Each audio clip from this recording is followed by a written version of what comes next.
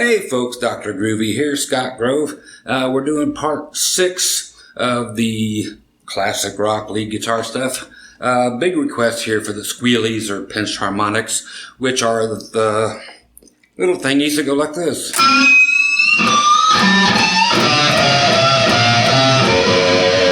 Or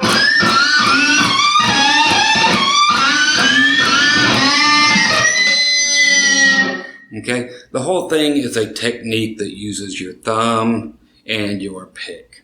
That's all there is. And I will get in with a real nice tight shot. No backing tracks here needed.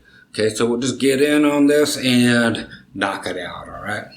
Okay, the secret to doing the squealies or the pinch harmonics is actually the combination between your thumb and your guitar pick and where you move it, okay, because you'll get lots of different squeals as you move it back and forth.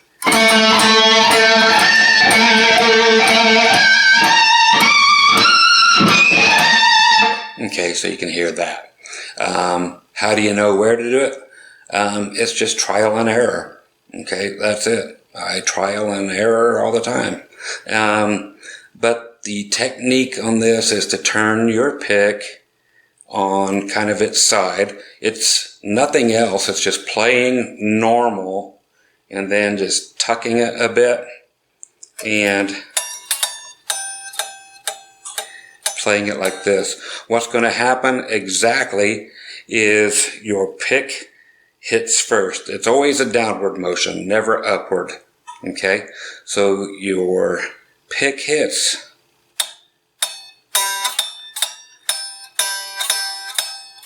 And then your thumbnail and the meat of your thumb right there, okay, hit at the same time. So your pick and the meat of underneath your thumb, okay. So it's trying to get one motion, all three of them trying to happen at the same time, but it's impossible. So you get the hard attack of the pick hitting, and when it hits your thumbnail and the meat of your thumb, it's the meat part of your thumb that is the true secret here. That's the part that actually makes the squeal.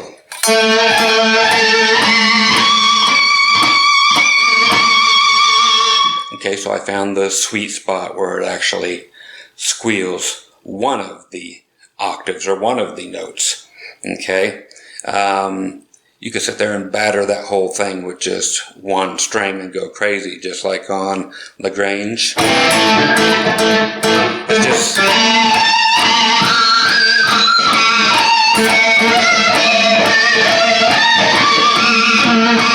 all the way through it, or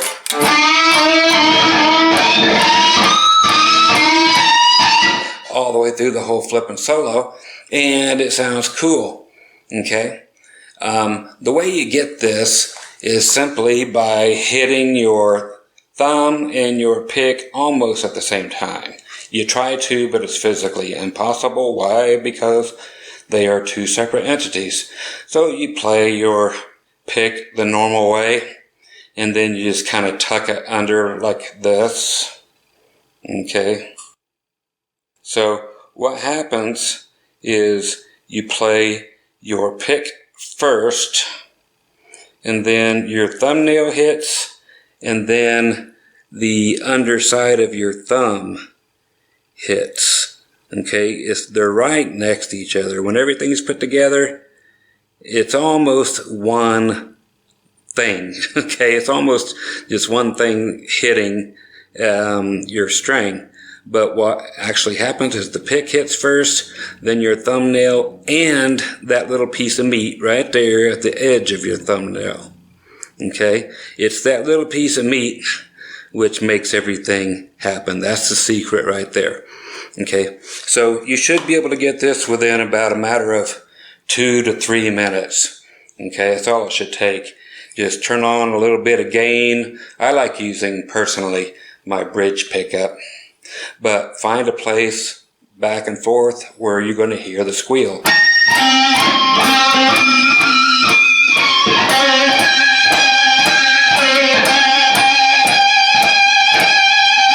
and just keep at it. Okay, and then move it around and listen for other things. If you just keep going, that means you just have to turn it just a little more, and you're going to feel the knuckle of your thumb raking across the strings.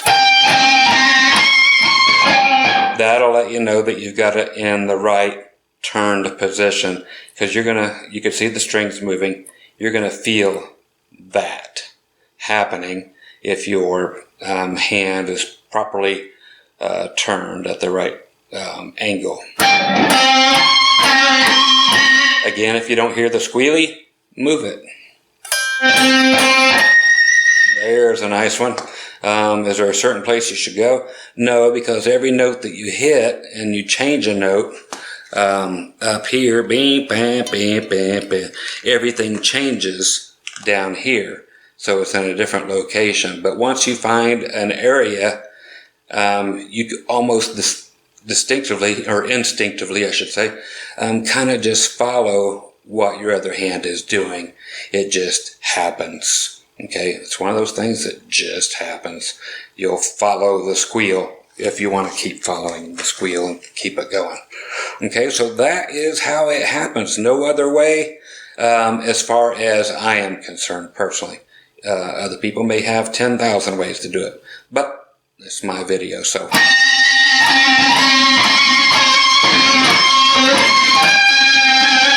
These are sweet, and that's how I get them.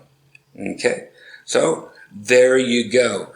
With a little bit of zooming out, you'll notice that you can get it on any note. I'm just playing the G string there, but a lot of people, they like to get it on the low E string.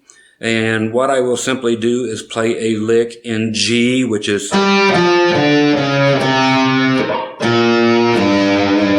and they like to get all of those, just as Billy Gibbons does from ZZ Top, and that's,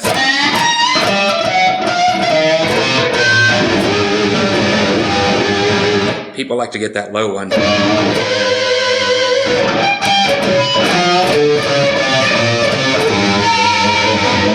Okay, if it doesn't ring out the squealy and you get this,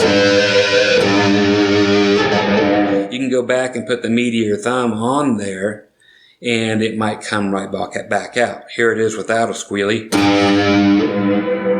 And then I just touched my thumb to it and I got part of a squealy.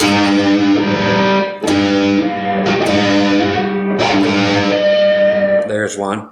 Okay, so I didn't hit it, but I saved it. Okay, so you'll get that just like I didn't get it a few times, but you can make it happen that way. And it was simply touching that little piece of meat of my thumb. That is the secret. Okay, again, it's like trying to hit your pick, the thumbnail and the meat of your thumb, but the real trick is, of course, all three, but that meat part of your thumb.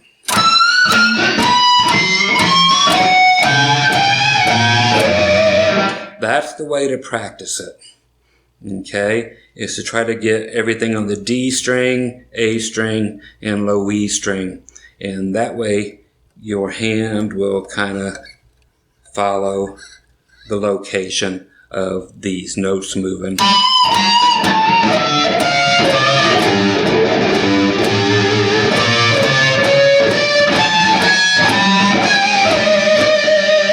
Okay, so you'll find a place where it's sweet.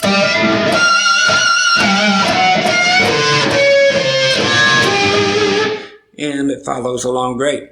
Bending the G string up.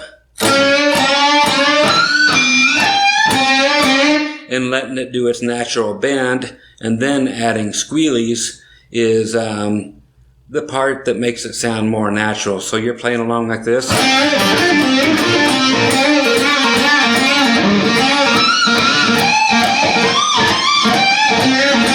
And then go back to normal, but adding squealies now and then instead of every single note.